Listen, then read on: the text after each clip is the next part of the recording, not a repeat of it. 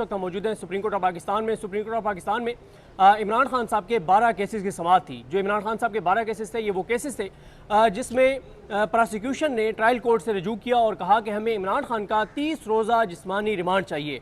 और उसकी वजूहत उन्होंने ये बताई कि उन्होंने फोटोग्रामेटिक टेस्ट करवाना है, उन्होंने पॉलीग्राफिक टेस्ट करवाना है और साथ ही उन्होंने वॉइस मैचिंग जो है ये 3 टेस्ट करवाने हैं और उसके लिए इमरान खान साहब का 30 रोज़ा जिस्मानी रिमांड चाहिए।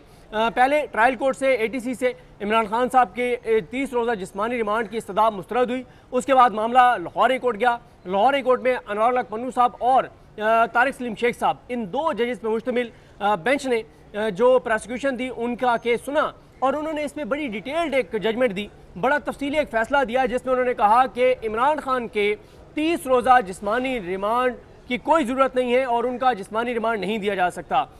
उस फैसले को जो अनवर हक पन्नू साहब और तारिक सलीम शेख साहब का फैसला है, उस फैसले को चैलेंज कर दिया सरकार ने सुप्रीम कोर्ट ऑफ पाकिस्तान में। और आप आजकल मुसलसल सुन रहे हैं, हमारे दोस्त जो सुप्रीम कोर्ट को रेगुलर कवर करते हैं, कल भी आपने सुना होगा हसनात मलिक साहब और अहमद अदील सरफराज साहब जिन्होंने बताया कि 150 से 200 अपीलें हैं और 150 से 200 अपीलें जो सुप्रीम कोर्ट में 9 मई की हैं उसमें जुल्फ़िकार अब्बास नकवी साहब जो हैं उनको स्पेशल प्रोसिक्यूटर जो है वो इंगेज किया गया है। 2 लाख रुपये पर केस जो है वो उनको इस अपील में, इन अपीलों में दिया जा रहा है, यानी कोई 4 करोड़ रुपए जो है वो उस, और ये आज सिर्फ इमरान खान साहब के 12 केसेस और एक उमर सरफराज चीमा साहब का केस, ये केसेस इस बेंच में लगे हैं हाशिम काकर साहब के बेंच में, वरना तो केसेस याहिया अफरीदी साहब की अदालत में लग रहे हैं। अगर हुकूमत को, अगर नून लीग को, अगर इस निज़ाम को याहिया अफरीदी साहब की अदालत में भी केसेस में करोड़ों रुपए फीसें देनी पड़ रही हैं तो फिर आप अंदाज़ा लगाएं, वजह साहब समझ आती है। वजह ये नहीं है कि कोई वकील साहब ने वहाँ पे दलाइल को ऐसे देने, दलाइल ना भी दे तो याहिया अफरीदी साहब जिस तरह इंसाफ ना सिर्फ कर रहे हैं बल्कि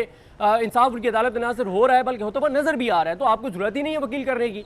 एक बंदा भी सरकार की जानिब से पेश ना हो तो भी याहिया अफरीदी साहब ना सिर्फ इंसाफ करेंगे बल्कि इंसाफ होता हुआ नजर आएगा। जहाँ भी इस निज़ाम का केस होगा, जहाँ भी नून लीग का केस होगा, जहाँ भी इमरान खान के खिलाफ केसेस होंगे, तो आपको जरूरत क्या है? आप आवाम के टैक्स के पैसों से आप करोड़ों रुपए दे रहे हैं। एक तरफ आप कहते हैं जहर खाने के पैसे नहीं है, किसानों से आप गंदम नहीं खरीद रहे, आपके पास आवाम के लिए पैसे नहीं है और हेल्थ कार्ड आपने बंद कर दिया, लेकिन इस तरह के केसेस में करोड़ों रुपए देने के लिए जो है वो आपके पास पैसे ज़रूर मौजूद हैं और वो भी किसकी अदालत में? जस्टिस जाहिया खान की अदालत में। अंदाज़ा लगा लें।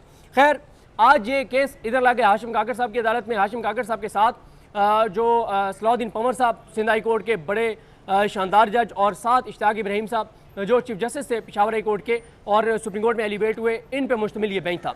आज जब समाअत शुरू हुई तो जुल्फ़िकार अब्बास नकवी साहब रोस्टर पर मौजूद थे और इमरान खान साहब के वकील बैरिस्टर सलमान सफदर साहब थे और साथ ही असिस्ट कर रहे थे सलमान सफदर साहब को खालिद यूसुफ चौधरी साहब, और उमर सरफराज चीमा साहब की तरफ से सरफराज चीमा एडवोकेट जो हैं वो अदालत में जो है वो पेश हुए। आपको शुरू में ही बता दें कि आज प्रोसिक्यूशन, सरकार, हुकूमत और उनके करोड़ों रुपए के इंगेज किए गए, हायर किए गए जो प्रोसिक्यूटर हैं वो सुप्रीम कोर्ट को मुतमईन करने में मुकम्मल तौर पे नाकाम हो गए हैं।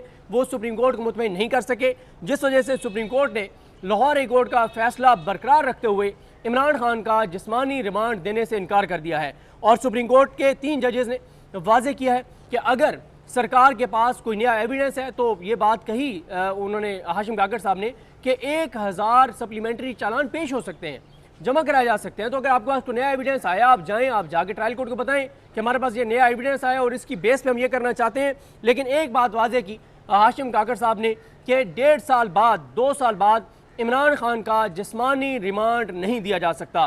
जुल्फ़िकार अब्बास नकवी साहब ने बहुत जोर लगाया, बहुत कोशिश की, उन्होंने यहाँ तक कहा कि हमने इमरान खान को बाहर नहीं लेके जाना जेल से, जेल में ही हमने ये सारा कुछ करवाना है, लेकिन अदालत ने उनसे इत्तफाक नहीं किया।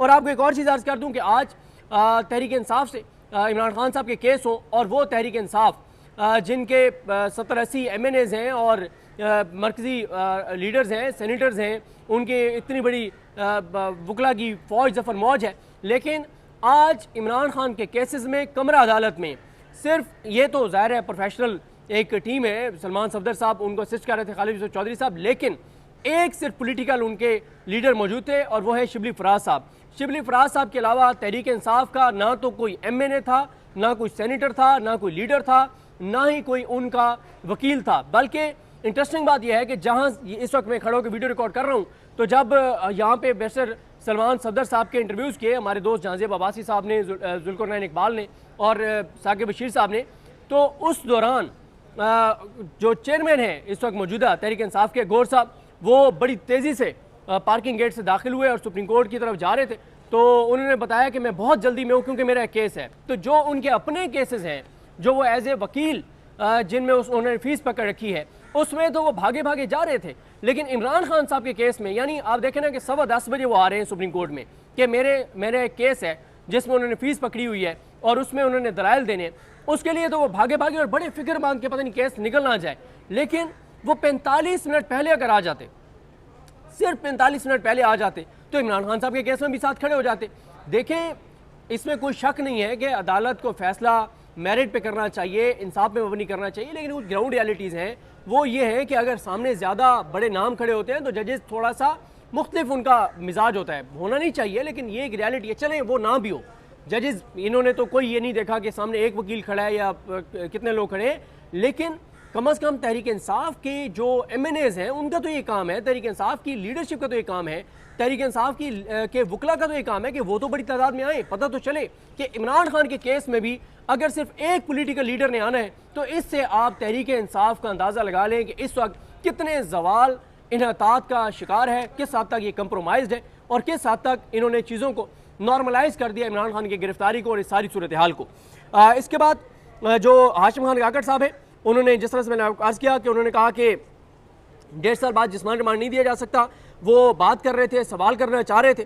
तो दरमियान में 2 बार जो है जुल्फ़िकार अब्बास नकवी साहब बोल पड़े, तो उन्होंने उनको कहा कि आप मेरी बात तो पूरी सुन लें, लेकिन बड़े डिस्टर्ब नजर आ रहे थे जुल्फ़िकार अब्बास नकवी साहब। जिस तरह से कल अहमद अदील सरफराज साहब ने और हसनात मलिक साहब ने कहा कि हुकूमत, सरकार, प्रोसिक्यूशन तैयारी करके आई थी या फदील साहब की, और आगे आ गए हाशिम काकड़ साहब। अब हुकूमत ये समझ रही है कि हमारा जो भी केस होगा तो हमारे साथ वही रवैया होगा सुप्रीम कोर्ट का जो या फदील साहब की अदालत में होता है। जिस तरह से वो सदके बारी और कुर्बान जाते हैं इस हुकूमत के ऊपर, नून लीग के ऊपर, जाहिर है वो बेनिफिशरी है इस निज़ाम के, वो बेनिफिशरी है शरीफ खानदान के, वो बेनिफिशरी है जरदारी के। जिस तरह से 2/3 अक्सरियत पूरी की गई और जिस तरह से तरमीम करके और उनको चीफ जस्टिस पाकिस्तान लगाया गया आउट ऑफ टर्म, तो जाहिर है फिर वो चीज़ें भी होती हैं। तो यहाँ पे बड़े बहरहाल सख्त सवालात का सामना पड़ा जुल्फ़िकार अब्बास नकवी साहब को। आज वो तारीख भी नहीं मांग सकते थे, इसलिए नहीं मांग सकते थे कि कल इस बेंच ने वाज़े कर दिया था कि आइंदा इस अदालत से आपको तारीख नहीं मिलेगी। यानी उन्होंने ये तो नहीं कहा, लेकिन अंडरस्टूड था कि सरकार को जैसे बड़ा आजकल वहाँ पे उनको ठंडी हवा के झोंके आते हैं जस्टिस जाहिया खान साहब की अदालत से, तो ये वो अदालत नहीं है।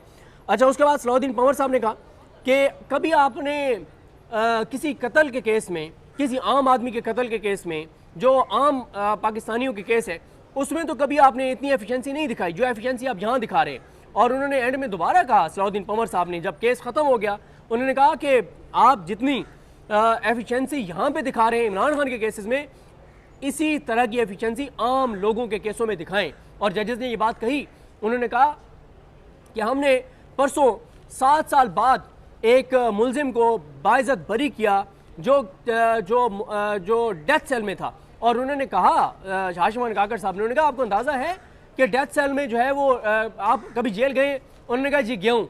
तो उन्होंने कहा नहीं, आप कभी खुद जेल आपने काटी? कहते नहीं। तो उसमें बड़ा कहका लगा कि केस करने तो आप जाते हैं, लेकिन आप कभी खुद जेल में रहे? आपको अंदाज़ा है कितना मुश्किल होता है? और इस पर हाशिम खान काकड़ साहब ने कहा कि आप हमें 3 माह दे दें, जितने डेथ सेंटेंसेस के केसेस हैं वो हम आपको ज़ीरो कर देंगे। तो ये बहरहाल बड़ा खुशाइंद है कि जो सज़ाए मौत के कैदी हैं उनके केसेस 3 माह में इस बेंच ने वाज़े किया है कि वो ख़त्म हो जाएंगे। और यहाँ भी ये बता दूं कि आज क्योंकि एक लार्जर बेंच है तो उसके लिए जजेस को उठना था, लेकिन उससे पहले हाशिम खान काकड़ साहब ने कहा कि जो डेथ सेंटेंस के केसेस हैं वो हम ज़रूर सुन के उठेंगे, यानी जो सज़ाए मौत के केस हैं वो हम सुन के उठेंगे ताकि उनके फैसले जो हैं वो डिले ना हो।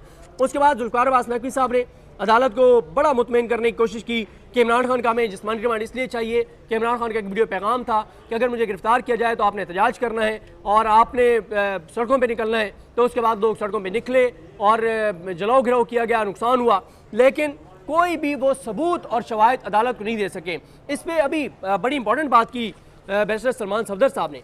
उन्होंने कहा कि आज सरकार जो इमरान खान साहब का जिस्मानी रिमांड लेके नए शवाहिद तैयार करना चाह रही थी, तो इस पे सलमान सफदर साहब ने कहा कि इसका मतलब ये वाज़े है कि 2 साल होने को है 9 मई को, यानी आज जब मैं आपके सामने ये बात कर रहा हूँ आज 23 अप्रैल 2025, तो आज 9 मई को 714 या 715 दिन गुजर चुके हैं।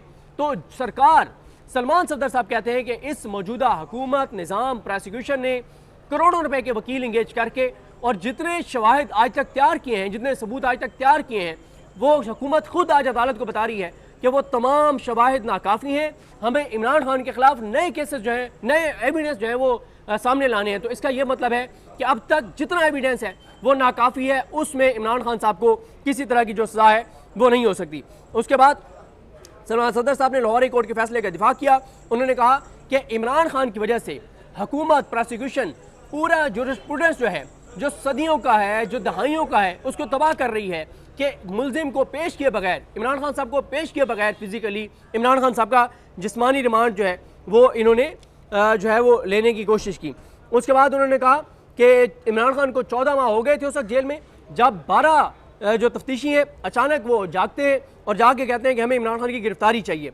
तो उन्होंने कहा कि वो सारा पैटर्न इसलिए था क्योंकि लाहौर हाई कोर्ट ने अपने फैसले में लिखा है कि क्योंकि इमरान खान 2 केसों में बरी हुए तो फिर इमरान खान की और केसों में गिरफ्तारी डालनी थी, तो इसलिए ये सारा कुछ किया गया। और उसके बाद सलाउद्दीन पंवर साहब ने कहा कि यूएस भी आपके पास है कि आपने फोरेंसिक कराया है। उस पर जुल्फिकार अब्बास नकवी साहब जो स्पेशल प्रोसिक्यूटर हैं, कभी वो कहते थे हाँ, कभी कहते थे ना। जजेस ने कहा कि रिपोर्ट कहाँ है, रिपोर्ट उनके पास थी नहीं, कंफ्यूज थे। और उस पर काकर साहब ने कहा कि अगर ये वाज़े तौर पर बात कोई नहीं बताना चाहते तो हम क्या कर सकते हैं। इख्तिताम की तरफ बढ़ते हैं जनाब। सलाउद्दीन पंवर साहब ने कहा कि ये पास्ट एंड क्लोज ट्रांजैक्शन है। और उसके बाद अदालत ने जब ऑर्डर लिखवाना शुरू किया तो उन्होंने कहा ये कंसेंट ऑर्डर है, लेकिन उस पर जुल्फिकार अब्बास नकवी साहब बोले कि नहीं कंसेंट ऑर्डर ना लिखवाएं, मुझे हिदायत लेनी पड़ेंगी। तो उस पर उन्होंने पंवर साहब ने कहा कि ये लीगल पोजीशन है। सलाउद्दीन पंवर साहब ने कहा ये लीगल पोजीशन है, आप कैसे इनकार कर सकते हैं। और फिर काकर साहब ने कहा आप चीफ लॉ ऑफिसर है। तो उन्होंने कहा देखें जी, जब आप इधर खड़े होते हैं तो फिर ज़रा मुश्किल होती है। तो उन्होंने कहा कि हम छोटे सूबों के लोग हैं, साफ दिल के लोग हैं, उधर हम खड़े हों या इधर खड़े हों, हम ये समझते हैं कि आपको फेयर बात जो है वो करनी चाहिए।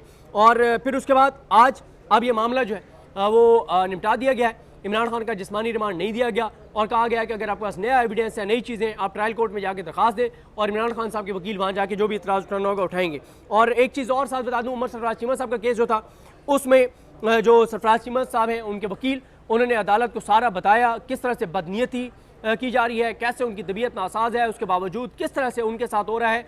और वो बता रहे थे कि 9 ज़मानतें उनकी पेंडिंग है। और 9 की 9 ज़मानतें कहाँ पे पेंडिंग है? 9 ज़मानतें पेंडिंग है ट्रायल कोर्ट के अंदर, ATC के अंदर। आप अंदाज़ा लगाएं, 2 साल होने को है 9 मई को, और 9 ज़मानतें। ज़मानत तो हालांकि सबसे यानी अगर आपने 10 मई को गिरफ्तार किया, 9 मई को उनको 2023 को, तो हफ्ते 10 दिन, 15 दिन, 20 दिन या 1 माह या 1.5 माह में हो जाना चाहिए ज़मानत का फैसला। लेकिन 2 साल में उमर सरफराज चीमा साहब जो है उनकी ज़मानतों के फैसले भी नहीं हो सके। ये सारी बातें जब सरफराज चीमा साहब ने बताई हैं, जो वकील हैं उमर सरफराज चीमा साहब के, और उन्होंने सिचुएशन बताई है, सरकार की बदनीयती बताई है, प्रोसिक्यूशन की बदनीयती बताई है, तो उसके बाद अदालत ने वो मामला एडजर्न कर दिया है। वो एडजर्न इसलिए किया है कि अभी क्योंकि ये ट्रायल चल रहा है, तो ये अब ये इन्होंने सही किया है कि वो एडजर्न कर दिया है।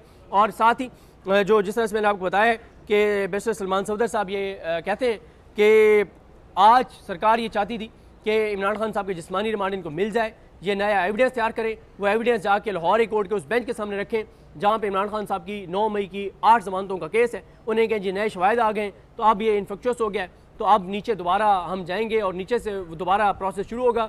लेकिन आज सरकार को धचका लगा है, सुबकी हुई है, शर्मिंदगी हुई है, रुसवाई हुई है, पसवाई हुई है, और इमरान खान का जिस्मानी रिमांड देने से अदालत ने इनकार कर दिया है। मुझे अपनी दुआ में याद रखें। अल करीम हम सबका हामी नासर। अल्लाह हाफ़िज़।